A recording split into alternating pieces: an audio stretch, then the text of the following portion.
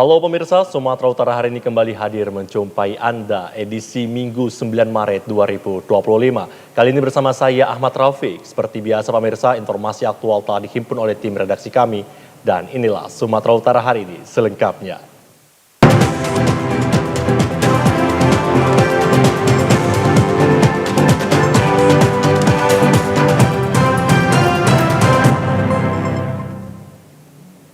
Kita awali informasi pertama pemirsa, polisi kembali melakukan penggerebekan di kampung narkoba di Desa Sarbajadi, Sunggal, Deli Serdang kemarin. Petugas berhasil mengamankan 5 orang pelaku narkoba dan barang bukti narkoba jenis sabu. Unit Reskrim Polsek Sunggal bersama Satuan Syabara Polrestabes Medan melakukan penggerebekan di kampung narkoba di Desa Sarbajadi, Sunggal. Setibanya di lokasi barak narkoba, polisi sempat memberikan tembakan peringatan ke udara. Aksi kejar-kejaran tidak terelakkan.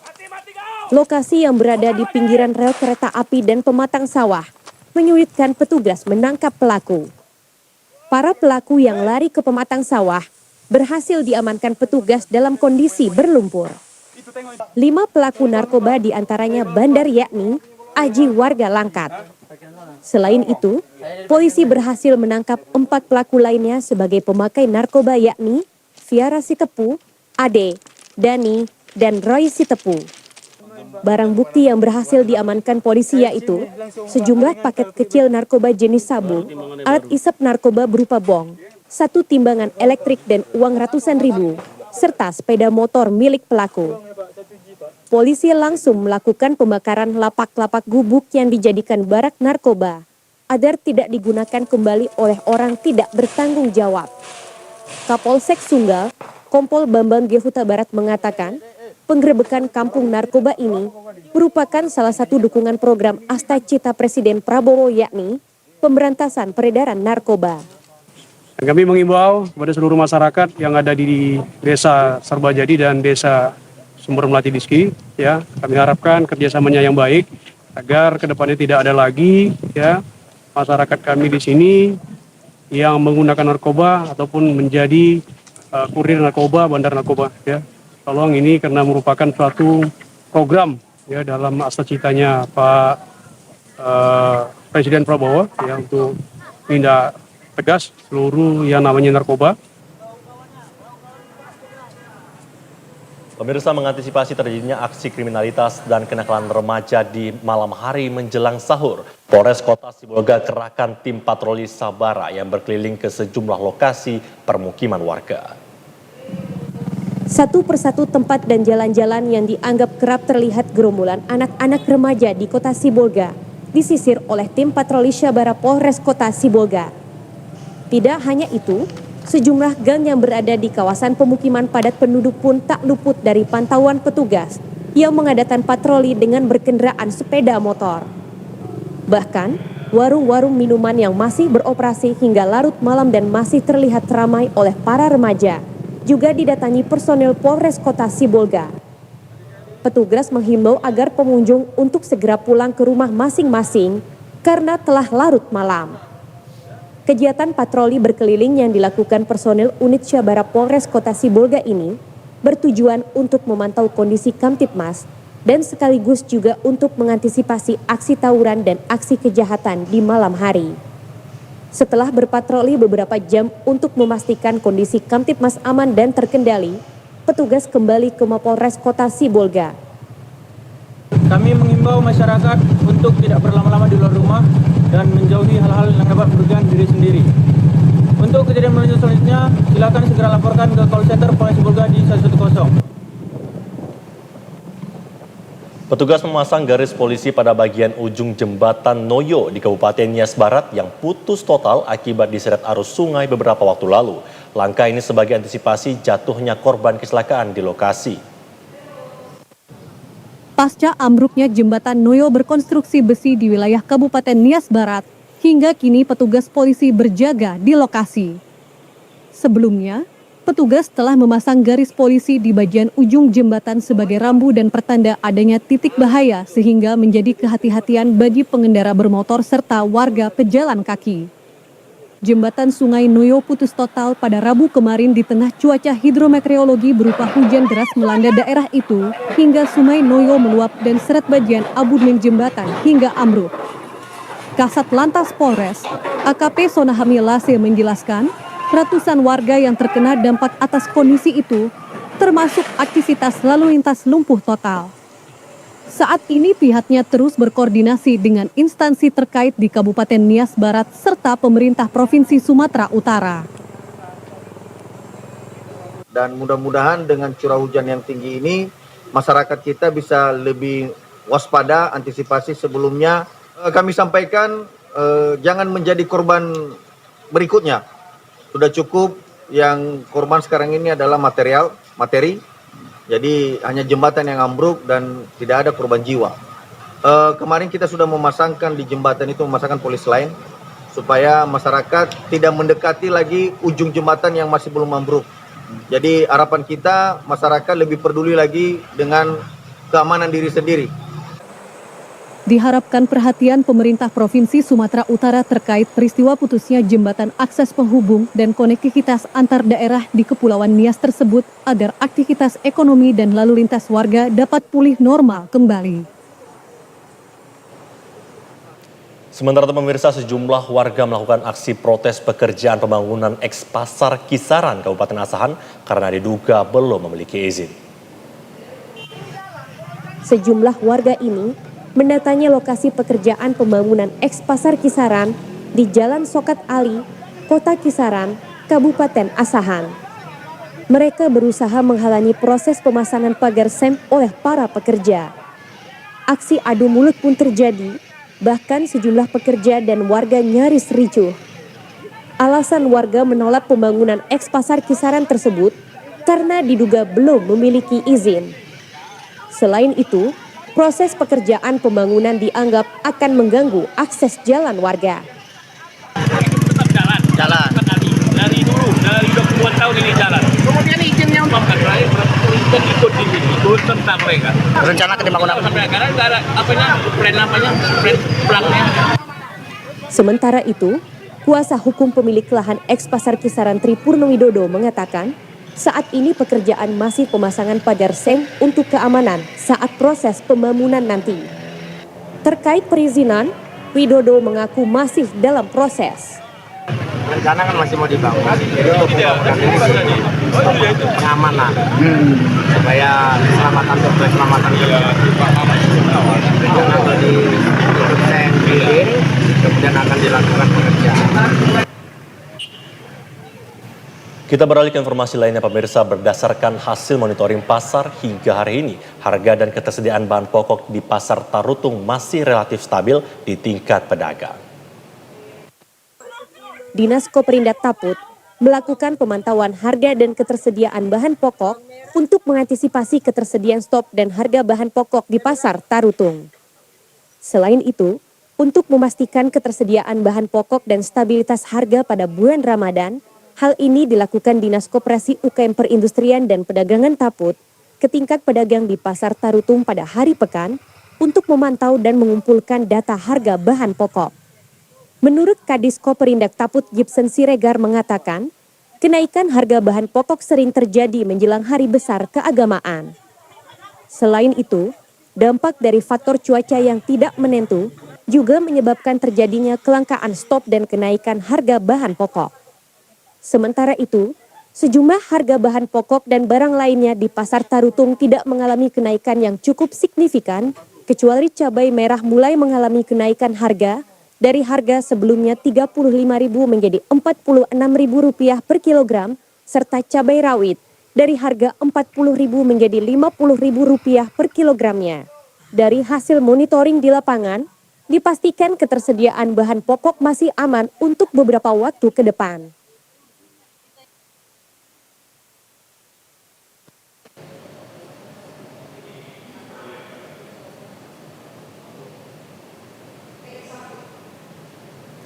Pemirsa, Wali Kota Medan Riko Waas melakukan kunjungan kerja ke Denpom 15 Kota Medan. Kunjungan perdana Riko sebagai wali kota ini selain bersilaturahmi juga mempererat sinergitas kepada TNI terkait pengamanan Kota Medan. Pada kunjungannya tersebut, Wali Kota Medan diterima langsung oleh Komandan Denpom 15 Medan, Letkol CPM Handri Wirakusuma beserta seluruh pejabat utama Denpom pada Jumat sore. Kunjungan Riko ke Denpom 15 Medan merupakan kunjungan kerja pertamanya sebagai Wali Kota Medan. Pada pertemuan terbuka ini, Riko dan Letkol CPM Handri Wira saling memperkenalkan para pejabatnya.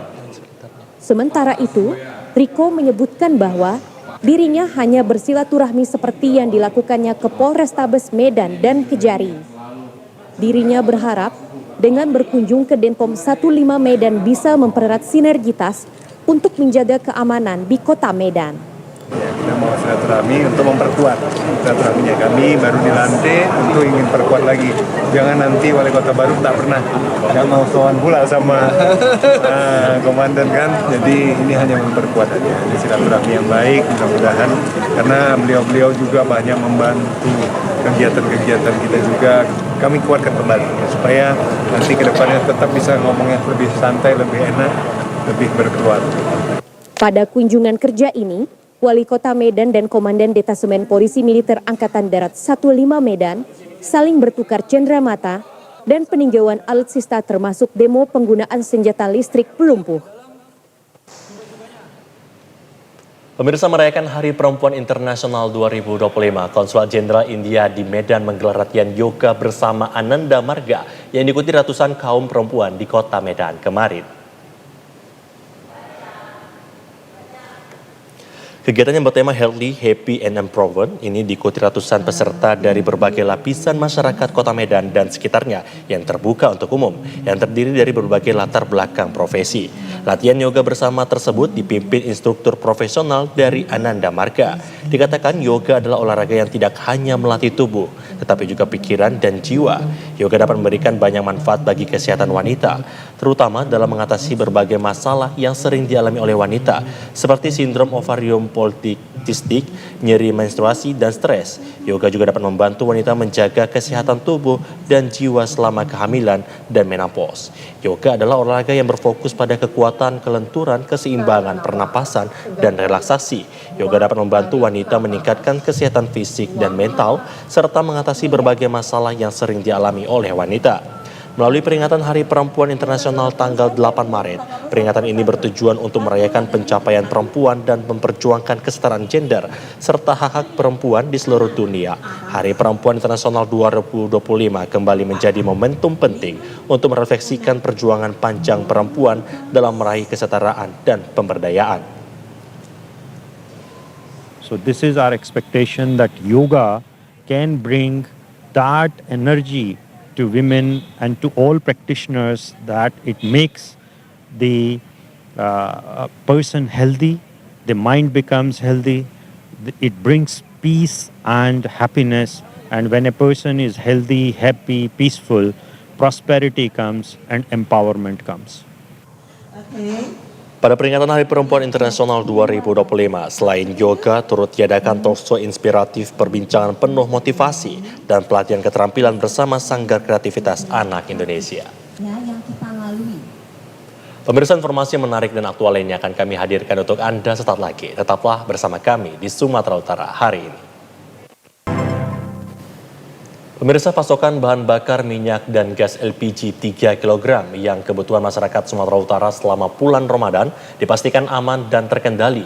Masyarakat diminta tidak panik karena ketersediaan sudah disesuaikan dengan kebutuhan.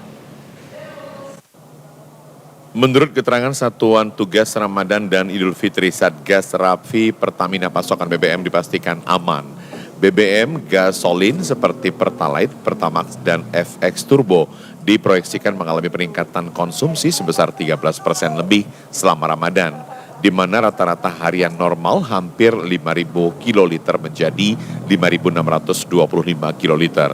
Demikian juga pada gas oil berupa biosolar, Dexlite, Pertamina Dex diproyeksikan terjadi penurunan konsumsi sebesar 8% selama Ramadan, di mana rata-rata harian normal 3.000 lebih diproyeksikan turun menjadi 2.900 lebih.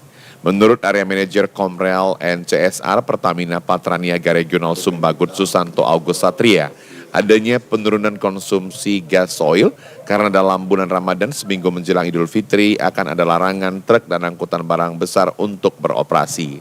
Dikatakan jika konsumsi gasolin dan gas oil mengalami peningkatan dari prediksi, tim Satuan Tugas Ramadan dan Idul Fitri dapat mengatasinya. Area Manajer Komrel NCSR Pertamina Patra Niaga Regional Sumbagut berharap agar masyarakat tidak perlu khawatir karena kebutuhan energi untuk BBM dan LPG dipastikan aman. Dapat saya sampaikan bahwa untuk pasokan baik itu BBM maupun LPG ini dalam keadaan yang aman, tersedia, dan juga jalur distribusi sampai dengan saat ini tidak ada gangguan, baik itu gangguan dari mungkin kondisi lalu lintas dan juga dari sisi bencana gitu ya. Jadi sampai saat ini tidak ada gangguan. Berarti mudah-mudahan ini bisa tetap terjaga ya kondisi lalu lintas kita, lalu juga kondisi dari alam di wilayah Sumatera Utara. Demikian juga dengan gas LPG 3 kg PSO diproyeksikan akan mengalami peningkatan sebesar 7% lebih dari rata-rata harian 1.655 menjadi 1.779 MT. Untuk mengatasi adanya peningkatan pembelian gas LPG tersebut, pihak agen telah berkoordinasi dengan pangkalan untuk memenuhi kebutuhan masyarakat selama bulan Ramadan dan jelang Idul Fitri. Area Manajer Komrel NCSR Pertamina Patra Niaga Regional Sumbagut, Susanto August Satria memastikan ketersediaan gas LPG 3 kg aman untuk kebutuhan masyarakat. Sampai saat ini, jadi si pengecer itu kita absorb sebagai subpangkalan. Jadi untuk di wilayah Sumatera bagian utara maupun di wilayah Sumatera Utara itu tidak ada permasalahan untuk pengecer. Jadi pengecer pengecer akan mengambil ke pangkalan gitu ya. Nanti tetap kita akan data sebagai subpangkalan. Jadi tidak ada masalah untuk itu. Untuk masyarakat sendiri ya mereka yang penting itu pasokannya ada, bisa dibeli, ada barang aman gitu. Dan sampai saat ini saya rasa tidak ada laporan bahwa terjadi kesulitan untuk masyarakat membeli LPG di wilayah Sumatera Utara ini. Setiap hari besar keagamaan, tentunya harapan masyarakat ketersediaan pasokan energi berupa bahan bakar minyak dan gas LPG tidak terkendala karena merupakan kebutuhan masyarakat dalam menjalankan berbagai kegiatan setiap harinya. Pemirsa, meningkatnya penggunaan mobil listrik di Kota Medan karena ketersediaan stasiun pengisian kendaraan listrik umum (SPKLU) yang tersebar di beberapa lokasi di Kota Medan. Bertambahnya jumlah pengguna mobil listrik di Kota Medan karena stasiun pengisian daya untuk mobil listrik tersebut juga sangat mudah ditemui. Di Kota Medan, SPKLU ditempatkan di berbagai tempat yang banyak dikunjungi warga seperti di bank, kafe, hotel, dan supermarket. Penempatan SPKLU ini dilakukan agar warga yang berkunjung dapat melakukan pengisian daya. Doni Adriansyah selaku Senior Manajer Niaga dan Manajemen Pelanggan mengatakan, SPKLU saat ini sudah ditempatkan pada beberapa lokasi untuk dapat menjangkau masyarakat yang membutuhkannya. Sementara itu, bagi pengguna mobil listrik juga tidak perlu khawatir untuk bepergian keluar kota hingga ke provinsi lain, karena di jalur lintas saat ini sudah ditempatkan beberapa SPKLU yang dapat dimanfaatkan masyarakat. Doni Adriansyah menyampaikan, bagi masyarakat yang ingin mengetahui lokasi SPKLU yang tersebar di wilayah Sumatera, dapat mengakses melalui aplikasi dari smartphone. Tidak hanya mengetahui lokasi terkait pelayanan lainnya yang berkaitan dengan mobil listrik, kini sudah dapat diketahui informasi tersebut melalui smartphone.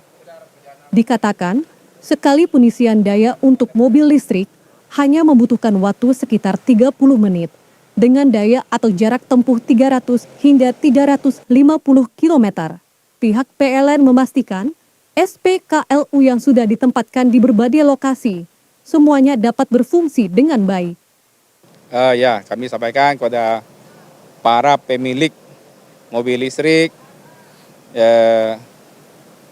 jangan khawatir terhadap kekurangan nantinya jika ada mengalami kekurangan baterai, perlu cas baterai. PLN sudah menyiapkan sebanyak 52 lokasi, 68 unit dengan jumlah mesin 373 unit mesin kita yang tersebar. Pihak PLN juga memastikan jelang Idul Fitri hingga Hari Raya Idul Fitri, ketersediaan daya untuk pengisian mobil listrik aman. Tidak hanya cukup melayani mobil listrik yang ada di wilayah Sumatera Utara, mobil listrik dari daerah lain juga dapat melakukan pengisian di SPKLU di wilayah Sumatera Utara. Pemirsa, Asosiasi Ekspatriat India Medan menyelenggarakan perayaan Holi Festival Warna di Medan siang tadi. Holi atau Festival Warna yang merupakan perayaan festival terbesar dan terpopuler di India dengan melemparkan serbuk warna, air, dan bunga.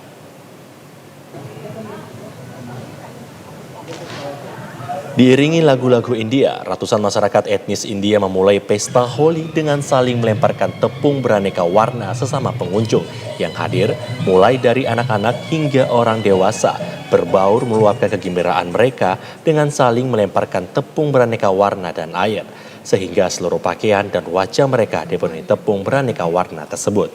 Sembari saling melempar tepung dan menyiram air, mereka juga menari bersama. Untuk lebih menyemarakan acara tersebut, 1 unit water cannon ikut menyemprotkan masyarakat etnis India yang mengikuti pesta Holi tersebut. Pesta Holi dikenal sebagai pesta pergantian musim di India, dari musim panas ke musim dingin. Penggagas pesta Holi di Kota Medan, Asis Sarma mengungkapkan, pesta Holi di India diadakan setiap Maret, karena di saat itulah terjadinya pergantian musim panas ke musim dingin. Masyarakat etnis India antusias mengikuti pesta Holi ini. Tidak hanya dari masyarakat etnis India beragama Hindu, masyarakat etnis India beragama Islam, Buddha, dan Kristen pun berbaur bersama menyemarakan pesta Holi ini, sebab ini memang pesta budaya India, bukan ritual keagamaan. Kegiatan ini juga dirangkai dengan perayaan 10 tahun Asosiasi Ekspatriat India Medan. Holi is the festival of colors. As you can see, we are all full of colors and water, and flowers are spreading, water is showering everywhere, and today we are really in a mood to play Holi. It is IEM Holi. And today it's also very special for us because today is 10th IEM day, and it's 9 glorious years which we all have put the sincere efforts for IEM. And today it's a time to celebrate. So that is why we are all here today. Yeah.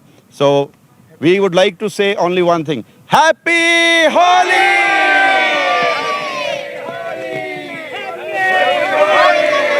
Melalui pesta Holi ini diharapkan menyatukan seluruh etnis India di Sumatera Utara yang berasal dari berbagai agama. Jadi jangan ada lagi perbedaan antara masyarakat etnis India, itulah inti dari pesta Holi ini.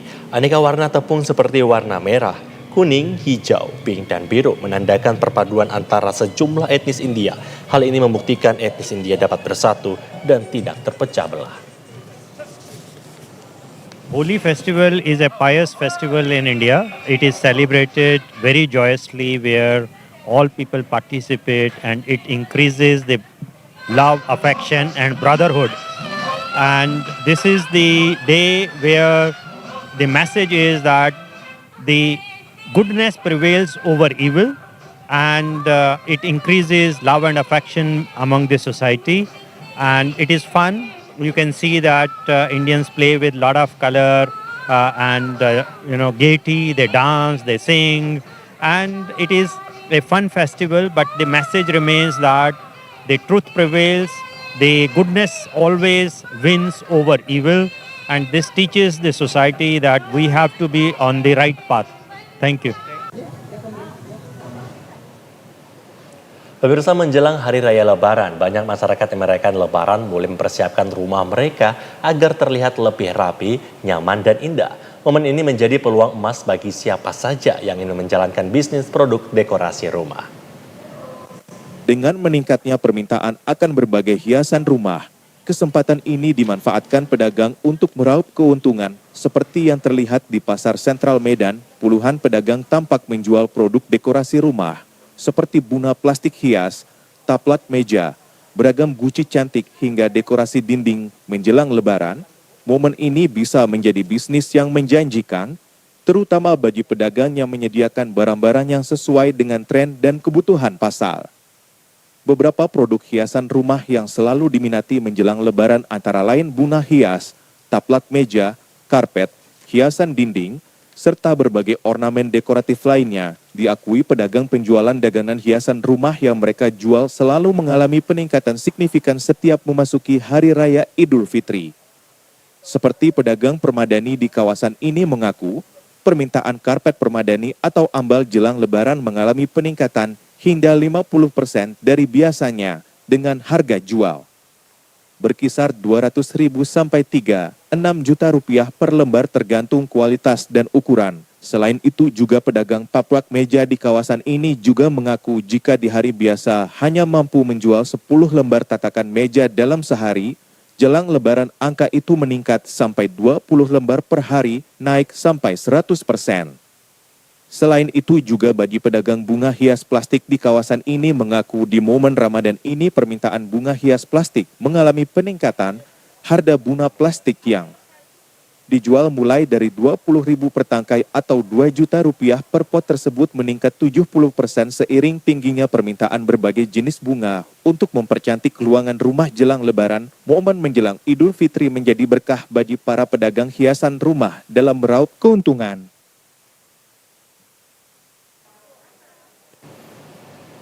Pemirsa, informasi menarik lainnya akan kami hadirkan untuk Anda setelah kita tetaplah bersama kami di Sumatera Utara hari ini.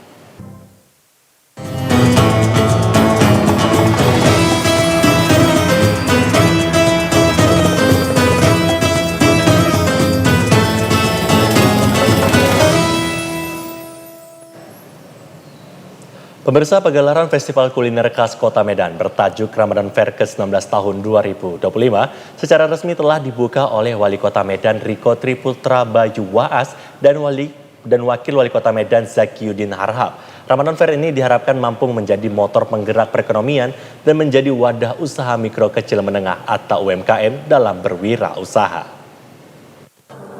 Dengan didampingi oleh seluruh forum koordinasi pimpinan daerah Kota Medan, Wali Kota Medan Riko Triputra Bayu Waas dan Wakil Wali Kota Zakiuddin Harhab secara resmi membuka pagelaran Ramadan Fair yang ke-19 tahun 2025. Pagelaran Ramadan Fair ini sebagai ajang festival kuliner di bulan Ramadan yang telah menjadi tradisi khas Kota Medan setiap tahunnya.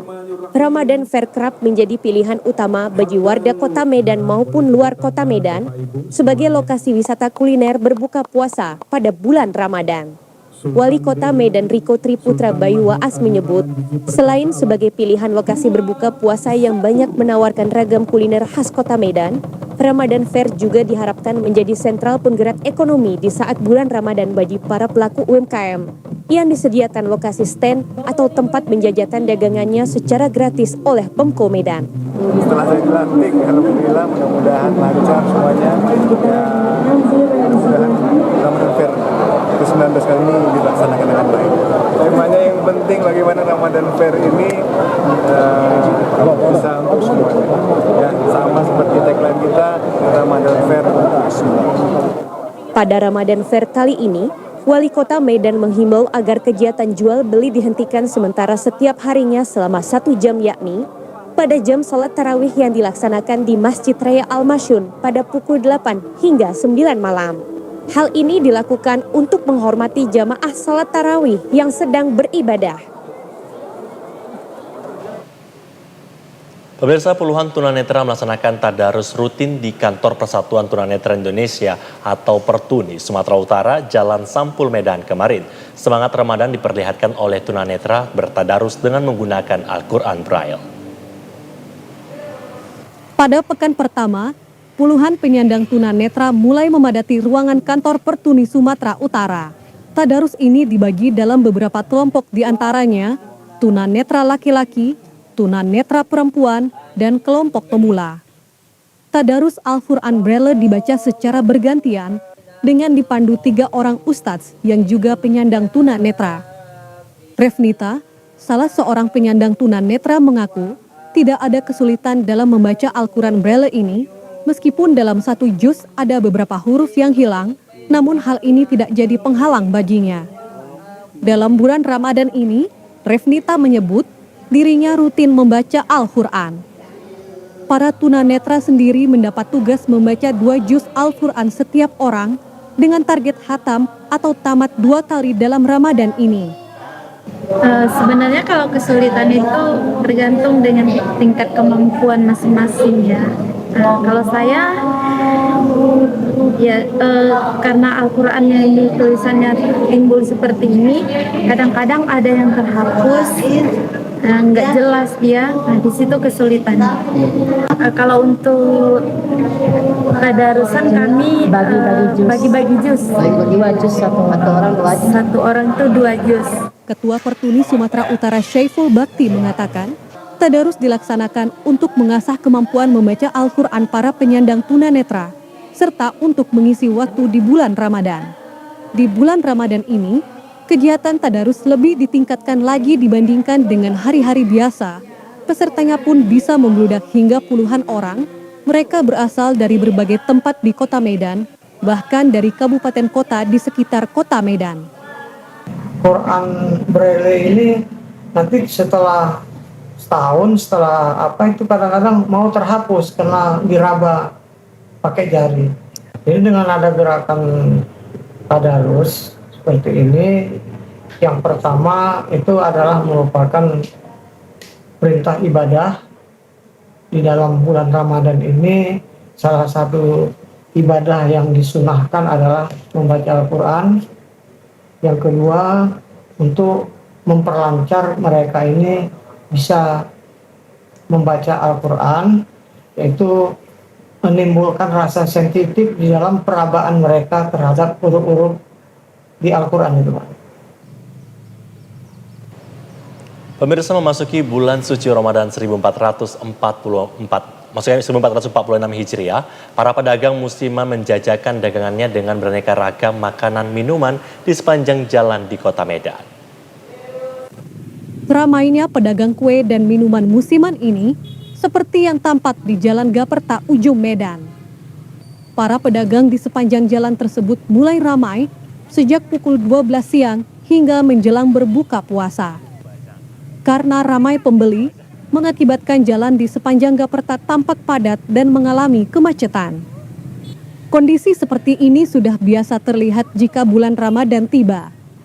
Di sepanjang jalan inilah para pedagang dadakan menyajikan aneka makanan, di antaranya gorengan, kue kering dan basah, juga minuman serta beraneka ragam bubur dan kolak.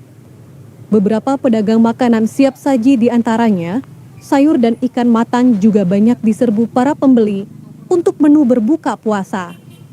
Antusias warga untuk membeli makanan berbuka puasa nampak ramai dengan antrian warga dalam membeli makanan.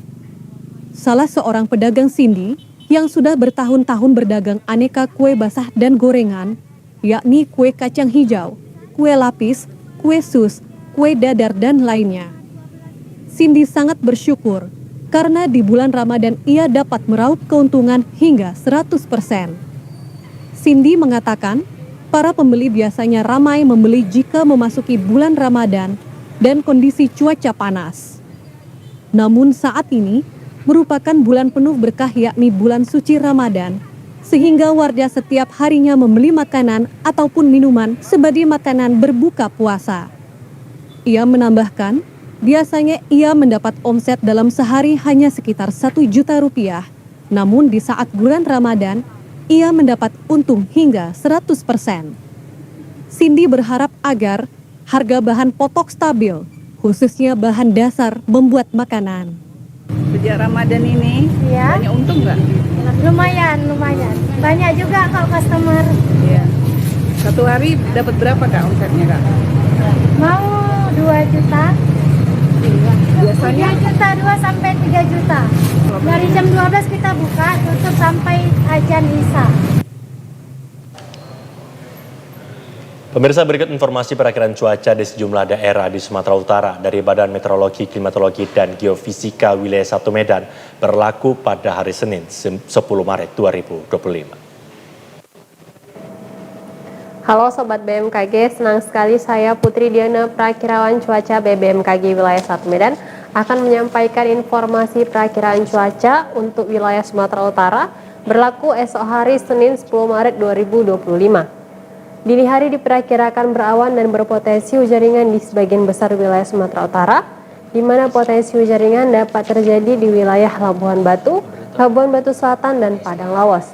Untuk pagi hari diperkirakan berpotensi hujan ringan di beberapa wilayah Sumatera Utara, di mana potensi hujan ringan dapat terjadi di wilayah Labuan Batu, Labuan Batu Selatan, dan Padang Lawas. Untuk siang hingga sore hari berpotensi hujan ringan hingga lebat di sebagian besar wilayah Sumatera Utara, di mana potensi hujan lebat dapat terjadi di wilayah Kumbang Hasundutan, Mandailing Natal, Tapanuli Selatan, Tapanuli Tengah, dan Tapanuli Utara. Serta untuk malam hari berawan dan berpotensi hujan ringan hingga lebat di wilayah Sumatera Utara, di mana potensi hujan lebat dapat terjadi di wilayah Sibolga, Labuan Batu Selatan, Mandailing Natal, Padang Lawas, Tapanuli Tengah, Tapanuli Selatan, dan Tapanuli Utara. Suhu udara berkisar 14 sampai 32 derajat Celcius dengan kelembapan udara berkisar 68 sampai 96%. Angin bertiup dari arah utara hingga selatan dengan kecepatan 4 sampai 9 km per jam. Titik panas atau hotspot di wilayah Sumatera Utara pada pantauan 8 Maret 2025 tidak terdapat titik panas di wilayah Sumatera Utara.